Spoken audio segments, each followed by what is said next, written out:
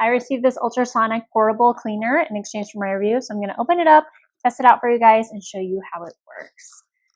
And I'm excited about this because I actually haven't had a retainer cleaner other than those little tablets that you just drop in a little water bottle. So I think this is going to be super nice. And I'm also hoping that this can also be used for like maybe cleaning binkies. I'm not 100% sure. So it comes with a little charger that's a USB-C there, little cleaning, some tweezers. Look nice too. Tweezers. Very nice. Has a user's manual. This looks like a really nice gift option too as well. Just the packaging is really nice. All right, so you want to make sure that you add water to the tank before you use it. Very nice. This just pops off there and it feels magnetic too.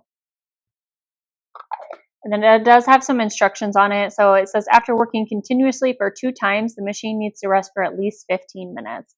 Do not work without adding water to the tank, and then long press for 2 seconds to power on, short press to turn the cleaning mode. So it has 2 different cleaning modes. The first one is for 3 minutes, which is 180 seconds. And then it also has a 300-second cleaning mode, which is for 5 minutes. So whichever one that you want to prefer, maybe you're trying to do just a quick clean, or maybe you want to do a more deeper clean. But this is really nice overall. And then the battery is 3000 mAh, which will give you about 15 minutes. And they say that this is 10 to 16 times usage. So with the battery fully charged, you should be able to use this up to 16 times, depending on how long of a cleaning cycle you do each time. So super nice. It looks nice and compact too. Would be great for travel. And then, yeah, these retainers need cleaned. So let me show you how it works. So I filled it up. And as you can see here, it has a max water line right there. Let me throw in my retainers. You can see the magnets right there. Hold for 2 seconds. And see it automatically starts counting down to that from the 180 seconds there. So the UV light is going. Turn my light off here, you can see.